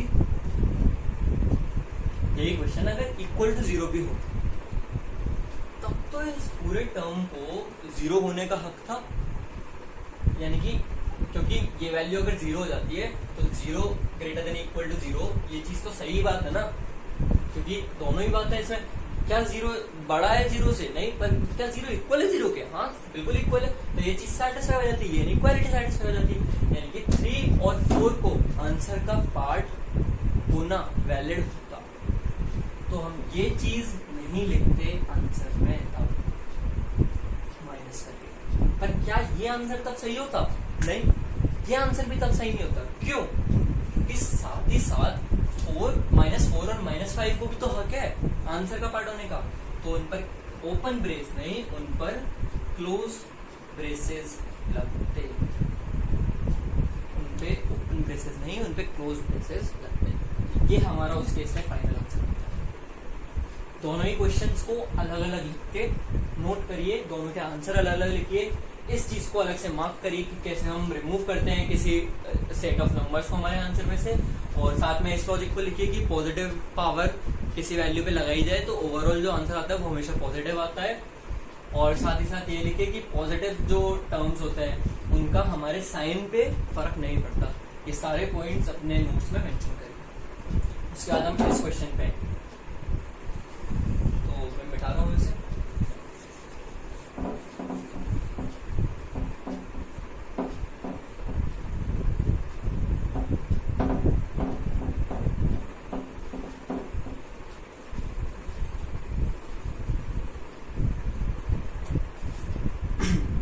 चलिए ये वाला क्वेश्चन करते हैं हम। क्वेश्चन है x - 2 की पावर 2, x + 4 की पावर 4, x - 3 की पावर 6, और हमें तो सॉल्व करना है सारे केसेस के लिए, मतलब ग्रेटर देन 0 के लिए, लेस देन 0 के लिए, ग्रेटर देन इक्वल टू 0 के लिए and less than equal to 0 के लिए। इन चारों के लिए हमें से सॉल्व करना है। तो चलिए हम लोग इसे सॉल्व करते हैं। ग्रेटर देन 0 के लिए हम लोग पहले से सॉल्व लॉजिकली अगर अब आप कहेंगे कि सोचेंगे तो तीनों ही टर्म्स पे क्या है, पॉजिटिव पावर है, यानी कि तीनों ही टर्म्स जो हैं हमेशा क्या होंगे, ओवरऑल पॉजिटिव होंगे, पॉजिटिव, और ये भी क्या होगा, पॉजिटिव। इनकी ओवरऑल जो ये वैल्यू होगी क्या ये भी हमेशा पॉजिटिव होगी? जी बिल्कुल हमेशा पॉजिटिव होगी, यानी कि ये जो पूरी चीज है ये हमेशा कैसी होगी, ग्रेटर देन 0। कोई भी x की वैल्यू हो, कोई भी x की वैल्यू, उसके लिए हमेशा ये पूरी चीज जो है वो कैसी होगी, ग्रेटर देन 0। क्यों? क्योंकि तीनों टर्म्स पे कैसी पावर है, इवन पावर है। इसका मतलब क्या? इसका मतलब हर x की वैल्यू को क्या आंसर का पार्ट होना वैलिड है? हाँ, कोई भी x की वैल्यू ले लो आप, उस x की वैल्यू के लिए ये जो पूरी चीज होगी ये क्या होगी, पॉजिटिव होगी, यानी कि हर x की वैल्यू को हक है आंसर का पार्ट होने का। इस चीज को हम मैथ्स की भाषा में कैसे लिखेंगे? इस क्वेश्चन का आंसर हम कैसे लिखेंगे, x बिलोंग करेगा R। R क्या है? R एक सेट है सारी रियल वैल्यूज का। x क्या है? एक सेट है सारी रियल वैल्यूज का। मतलब कि R क्या है, -∞ से लेकर के -1, 0, 1 से लेकर के इनफाइनाइट। रियल वैल्यूज खाली -1 ये खाली डेसिमल वैल्यू नहीं होती, ये इंटीजर वैल्यू नहीं होती है, पॉइंट वाली भी होती है, जैसे 1.2, 1.3, मतलब जितनी भी वैल्यूज है सारी वैल्यूज का सेट क्या है, सारी वैल्यूज का सेट क्या है। तो अगर हमें हमारे आंसर में कभी ये कहना पड़ जाए कि जो हमारा आंसर है वो सारी x की वैल्यूज है, मतलब जितनी भी पॉसिबल वैल्यूज है x की वो सब आंसर हो सकती है, तो हम कैसे लिखेंगे उस चीज को कि x बिलोंग कर रहा है किसमें, R में। x बिलोंग कर रहा है एक सेट में R, जो कि कैसा है, रियल वैल्यूज का सेट है। ये स्टैंडर्ड है, आप अपनी एनसीईआरटी की बुक भी उठाएंगे तो उसमें स्टार्टिंग में ही ऐसे अलग अलग सेट मेंशन है कि R से वो लोग रियल नंबर्स के सेट को रिप्रेजेंट करेंगे, N से वो लोग नेचुरल नंबर्स के सेट को रिप्रेजेंट करेंगे, एंड सो ऑन। ऐसे ही उसमें काफी से 2-3 मतलब फिक्स लेटर्स हैं, जैसे N से नेचुरल नंबर्स के सेट को रिप्रेजेंट करा जाता है, R से रियल नंबर्स के सेट को रिप्रेजेंट करा जाता है, तो उनको आप ध्यान से पढ़िएगा। तो हमारा आंसर क्या होगा, x बिलोंग टू R। अब हम अगला देखते हैं। तो पहले क्वेश्चन का आंसर क्या होगा, x बिलोंग टू R। अगला क्वेश्चन क्या है, लेस देन 0। समझिए इस चीज को, ये पूरी चीज किसी भी x की वैल्यू के लिए 0 या 0 से छोटी नहीं है, हमेशा कैसी है, ग्रेटर देन 0। यानी कि किसी भी x की वैल्यू के लिए ये चीज लेस देन 0 हो ऐसा पॉसिबल नहीं है। मतलब कोई भी ऐसी वैल्यू नहीं है जिसके लिए ये जो इनइक्वालिटी है वो लेस देन 0 वाली कंडीशन के लिए क्या हो जाए, सैटिस्फाई हो जाए। इस चीज को हम मैथ्स की भाषा में कैसे लिखेंगे, हम लिखेंगे x बिलोंग कर रहा है 5। ये सिंबल है इसको हम बोलते हैं 5। ये एक नल सेट है। नल सेट क्या होता है, ये नल सेट, यानी कि x की कोई ऐसी वैल्यू नहीं है जिसके लिए ये वाली जो इनइक्वालिटी है ये सेटिस्फाई हो जाए। तो हमें कभी भी ऐसा आंसर लिखना हो कि हमारे पास कभी भी ऐसा कोई क्वेश्चन आया और उसका आंसर कुछ ऐसा हो रहा हो कि कोई भी x की वैल्यू ऐसी पॉसिबल नहीं है जिसके लिए वो इनइक्वालिटी सेटिस्फाई हो जाए, तो हम उसे कैसे लिखेंगे, x की वैल्यूज बिलोंग कर रही होंगी उस क्वेश्चन के लिए किसमें, 5 में। मतलब x की वैल्यू क्या है, 5, और 5 का मतलब क्या होता है, नल सेट। लिख रहा हूं मैं 5 मतलब नल सेट। जब हम सेट एंड रिलेशन चैप्टर पढ़ेंगे तब हम अलग अलग तरीके के सेट के बारे में बात करेंगे। उनमें से एक सेट है ये नल सेट। नल सेट का मतलब होता है कि इसमें कोई भी वैल्यू नहीं है। नल सेट का मतलब है कि x बिलोंग कर रहा, अगर कोई भी ऐसे x की पॉसिबल वैल्यू नहीं है जो कि आंसर का पार्ट होनी चाहिए, तो हम क्या बोलेंगे, x बिलोंग कर रहा है 5। दो क्वेश्चन के हमारे पास आंसर आ चुके हैं। पहले वाले के लिए x की वैल्यू किसमें बिलोंग करनी चाहिए, R में। दूसरे वाले के लिए x की वैल्यू बिलोंग कर रही है 5। तीसरा सोच के देखिए, x की वैल्यू ग्रेटर देन इक्वल टू 0 हो, ये तो मजाक कर दिए। क्यों? अगर हम ये वाला क्वेश्चन उठा के देखें, एक चीज हमने मिस कर दी, एक चीज हमने गलती कर दी। क्या गलती कर दी? अगर आपने ऐसा पकड़ा है तो बहुत अच्छी बात है, अगर नहीं पकड़ा है तो यही टाइम से। चीज ये है, अगर आप इधर उठा के देखेंगे फर्स्ट केस को और सेकेंड केस को, तो जो वैल्यूज हैं, क्या बोलते हैं, ये जो फर्स्ट वाले केस के लिए अगर उठा के देखें हम, x माइनस 2 की होल पावर 2, x प्लस 4 की whole power 6 and x minus 3 की होल पावर 6 ग्रेटर देन 0। बात सही है कि x की सारी वैल्यूज के लिए ये जो चीज है, ये जो तीनों टर्म है, ये पॉजिटिव है, इनकी ये पूरी चीज जो होगी ये पॉजिटिव होगी। पर x की वैल्यू अगर 2 हो गई तो, x की वैल्यू -4 हो गई तो, x की वैल्यू 3 हो गई तो क्या ये टर्म या ये टर्म या ये टर्म 0 हो सकते हैं? तो अगर इन तीनों में से कोई एक भी 0 हो गया तो क्या ये पूरी चीज 0 हो सकती है? बिल्कुल हो सकती है। यानी कि x की वैल्यू 2, -4 और 3 के लिए ये जो वैल्यू है, ये जो पूरा एक्सप्रेशन है, क्या हो रहा है? 0 हो रहा है। और अगर ये 0 हो गया तो 0 ग्रेटर देन 0 गलत है। समझ रहे हैं? तो अगर हम लिख देते हैं सीधा सीधा कि x बिलोंग करे R को, तो उसके अंदर तो ये तीनों वैल्यूज आती हैं, तो क्या हमारा आंसर गलत हो जाएगा? बिल्कुल गलत हो जाएगा। हमारा आंसर क्या होना चाहिए? इस क्वेश्चन का सही आंसर क्या होगा? x बिलोंग करे R को, पर x की वैल्यू क्या नहीं हो सकती? 2, -4 और समझ आइए वाली चीज। x की वैल्यू अगर यहाँ पे 2, -4 ये 3 हो गई तो ये जो एक्सप्रेशन है, ये जो वैल्यू है LHS पे, ये क्या हो जाएगी? 0। और 0 ग्रेटर देन 0 हम नहीं चाहते, क्योंकि वो चीज गलत है। 2, -4 और 3 हमारे आंसर का पार्ट नहीं होने चाहिए। पर अगर हम आंसर में x बिलोंग टू R लिख देते हैं तो ये तीनों भी आंसर का पार्ट हो रहे हैं, जो कि हम नहीं चाहते। तो हम इनको कैसे हटाएंगे? माइनस का साइन लगा के कर्ली ब्रेसेस के अंदर ये तीनों वैल्यूज लिख देंगे इस तरीके से। अब जो सेकेंड वाला केस है ना, उसमें आप लोग ट्राई कीजिए, क्या इसमें इस चीज से रिलेटेड कोई ट्विस्ट है? क्या इसमें कुछ हटाने या जोड़ने वाला कुछ काम करना है? और अपना आंसर कमेंट में मेंशन करिए। सही आंसर मैं कमेंट में लिख दूंगा, सही आंसर जो भी होगा मैं उसको लाइक कर दूंगा। आप कमेंट में सही आंसर लिखिए, इसमें थोड़ा दिमाग लगा के करना है।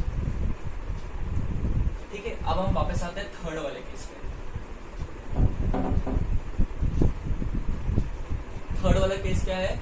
x माइनस 2 की होल पावर 2, x प्लस 4 की होल पावर 4, x माइनस 3 की whole power 6 greater than equal to 0। क्या x की सारी वैल्यूज के लिए ये वैल्यू पॉजिटिव या 0 है? सुनिए मैंने यहाँ पे क्या कहा, x की सारी वैल्यूज के लिए या तो ये पूरा एक्सप्रेशन कैसा होगा? पॉजिटिव होगा या 0। ये जो पूरा टर्म है ये कभी भी नेगेटिव नहीं होगा, ये हमेशा या तो पॉजिटिव होगा या कैसा होगा? 0 के इक्वल होगा। 0 के इक्वल का होगा, इसके वैल्यू क्या हो जाए? या तो 2 हो जाए या -4 हो जाए या 3 हो जाए। और यही हमें बोला गया है कि x की कौन सी वैल्यू ऐसी है जिसके लिए ये जो एक्सप्रेशन है, ये जो इनइक्वालिटी है, ये सेटिस्फाई होती है। तो x की सारी वैल्यूज के लिए ये जो इनइक्वालिटी है ये सेटिस्फाई होगी। इस क्वेश्चन का आंसर क्या होना चाहिए? x बिलोंग्स टू, समझ आइए वाली चीज। इस क्वेश्चन का आंसर क्या होना चाहिए? x belongs to R। साथ ही साथ फोर्थ क्वेश्चन, अगर हम फोर्थ वाला केस हम उठाएं तो क्या होगा? x माइनस 2 की पावर 2, x प्लस 4 की पावर 4, x माइनस 3 की power 6 less than equal to 0। वापस चीज को समझिए, जो पूरी चीज है कि या तो पॉजिटिव है या 0 है। और हमें बोला गया है कि x की वो वैल्यूज बताओ जिसके लिए ये जो पूरी चीज है ये या तो लेस देन 0 हो या इक्वल टू 0 हो। अगर मैं यहाँ पे लिख दूं x बिलोंग्स टू R तो गलत हो जाएगा। क्यों? क्योंकि अगर x बिलोंग करेगा r को, तो ये पूरा एक्सप्रेशन क्या होगा, या तो पॉजिटिव होगा या जीरो होगा, और पॉजिटिव हमें लेना नहीं है। तो हमारा सही आंसर क्या होगा, हमारा सही आंसर होगा x की वैल्यू बिलोंग करेगी 2 को -4, 2 - 4 और 3। चीज समझ आई आपको, चीज समझिए मैंने क्या लिखा है। ये x की वैल्यू क्या क्या हो सकती है, x की वैल्यू या तो 2 हो सकती है, या -4 हो सकती है, या 3 हो सकती है। क्यों, इन तीनों वैल्यूज पे ये जो एक्सप्रेशन है क्या हो जाएगा, 0 हो जाएगा। तब ये वाली जो कंडीशन है ये क्या हो जाएगी, सही हो जाएगी।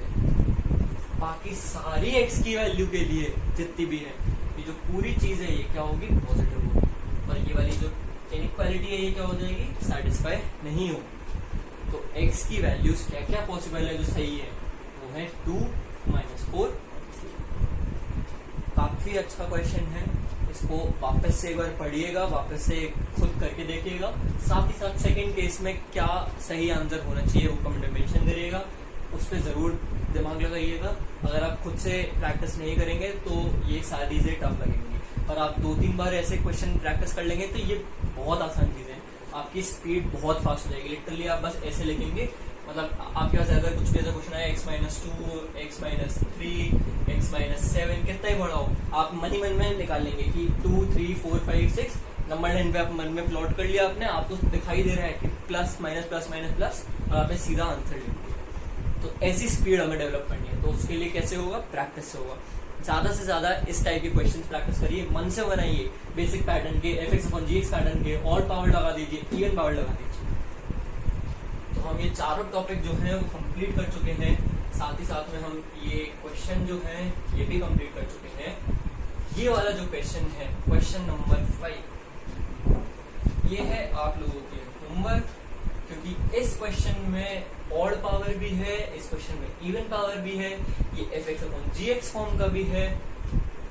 और एक चीज इस क्वेश्चन में जो मैंने आपको नहीं बताई अभी, वो और हम कंप्लीट करते हैं।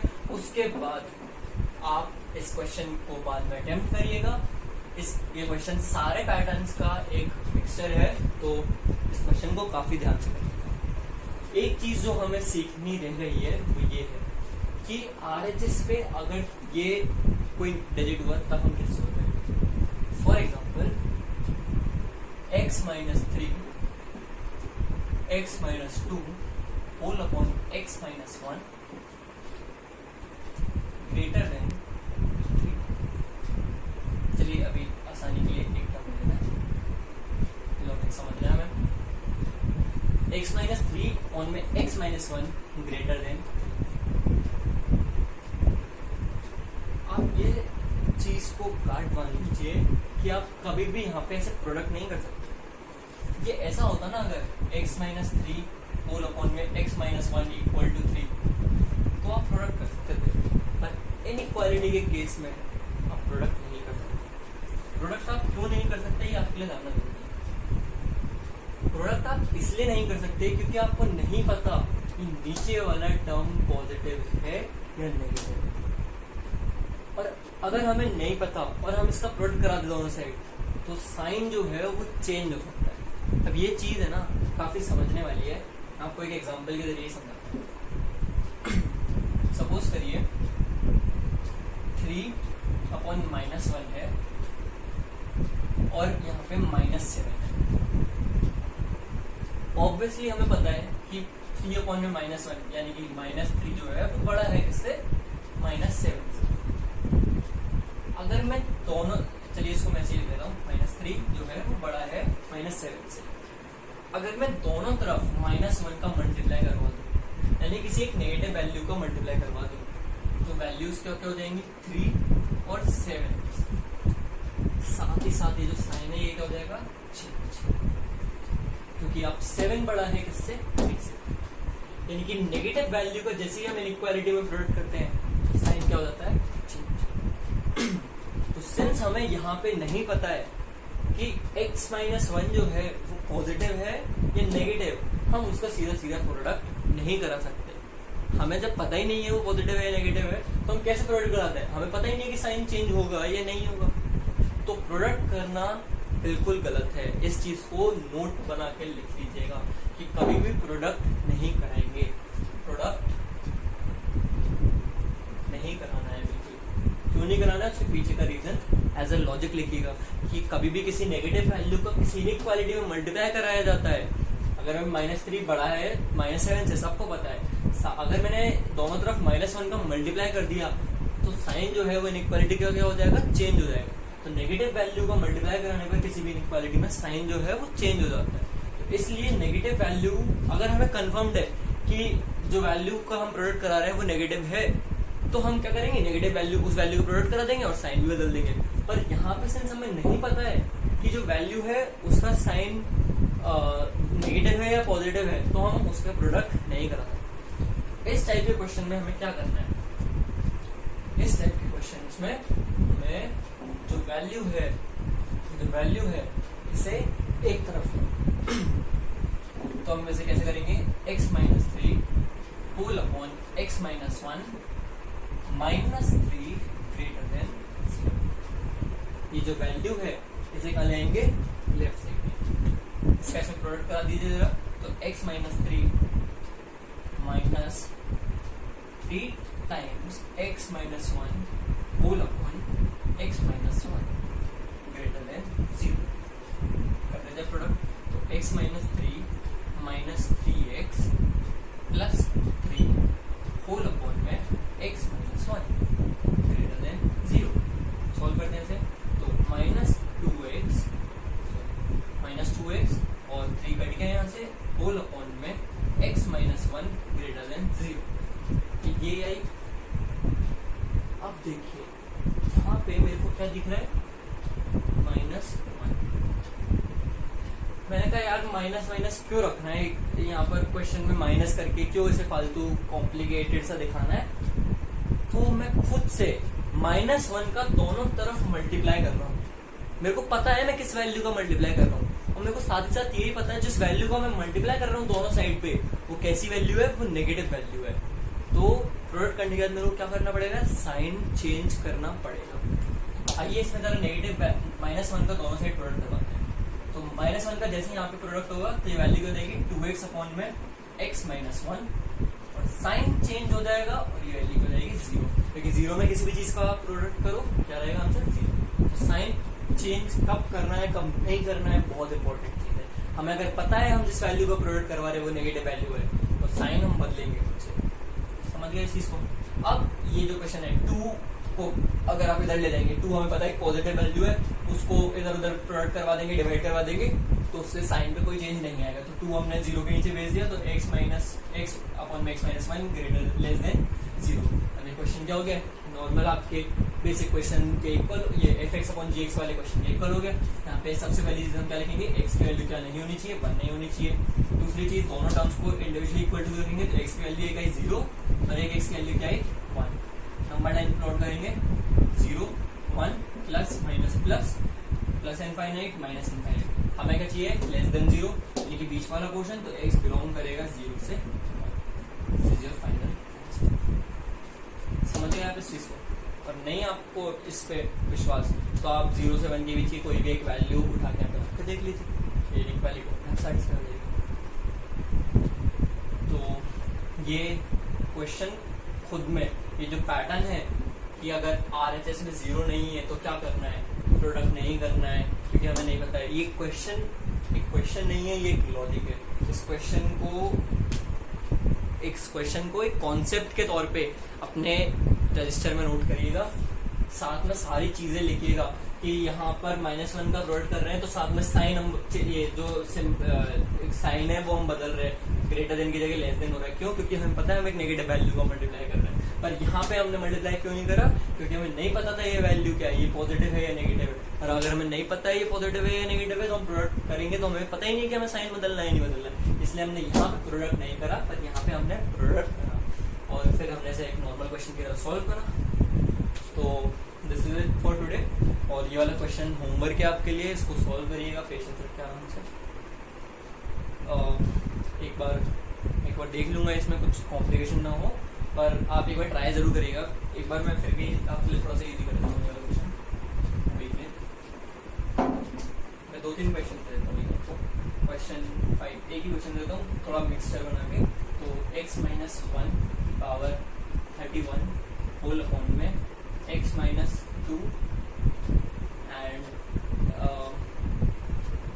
x माइनस 2, और यहाँ पे है ग्रेटर देन 0, एक बार है यहाँ पे लेस देन 3, और एक बार यहाँ पे है ग्रेटर देन इक्वल टू 1।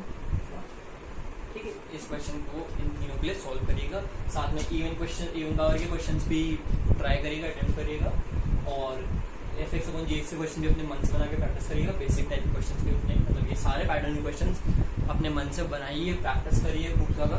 साथ ही साथ डिस्क्रिप्शन में भी मैं आपको करीब इस पैटर्न के क्वेश्चंस दे दूंगा काफ़ी सारे, तो आप उनको प्रैक्टिस करिएगा, और जो आपके आंसर्स आए उनको कमेंट में मेंशन करिए। लाइक करिए मेरे चैनल को, एंड अगर आपको ये वीडियो पसंद आई, अगर आपको ये पूरा जो अभी इनइक्वालिटी कंप्लीट नहीं हुआ है, अभी इसमें एक लेक्चर और लगेगा, तो अभी जितना आपको मैंने पढ़ाया है ये कितनी आसान, अगर आपको ऐसा लग रहा है कि ये सारी चीज़ें आपको आसानी से समझ आई, और आपको समझ आ गया कि इवन पावर तो कैसे टैकल करना है, ऑड पावर तो कैसे टैकल करना है, fx अपॉन gx वाली फॉर्म हो तो कैसे टैकल करना है, और आपको लगा कि ये सारी चीज़ें आपको आसानी से समझ आई, साथ में आपको काफ़ी सारे नए लॉजिक भी पता चले, तो अपने दोस्तों को जो आपके साथ में अभी 11th में आए हैं या 12th में, जिनको अभी भी ये सारी चीज़ें 12th में आने के बाद भी ये सारी चीज़ें में दिक्कत आती है, तो अपने दोस्तों को ये वीडियो ज़रूर शेयर कीजिएगा। एंड ऑल्सो कमेंट में आप मेंशन करिएगा अगर आपको कोई दिक्कत हो, तो या आपको कोई चीज़ क्लियर नहीं हो रही है, या फिर ऑडियो में दिक्कत है, या किसी और चीज़ में दिक्कत है, तो आप वो मेंशन करिएगा।